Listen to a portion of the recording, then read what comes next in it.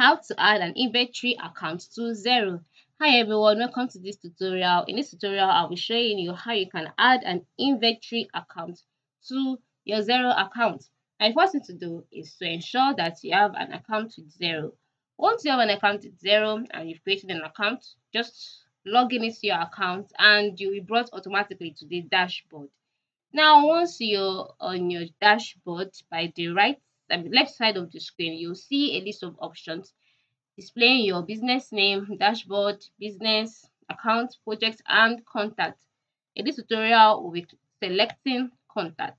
When we select contact, a box will be displayed, and the last option on the box, which is products and services, is our focus. So product and services is below expense claims. Just go ahead and click on product and services.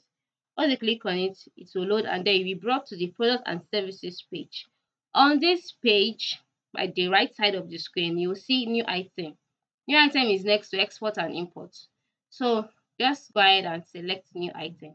When you select it, details about your new item will be brought to you. That is the spaces where you need to input details concerning the new item.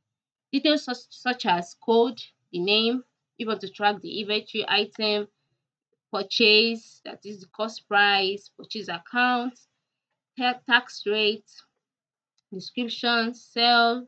Just go ahead, put in all the details necessary. And after that, you click on save. So this is how you can add an inventory item on the Xero, yes, on Xero. Thanks for watching.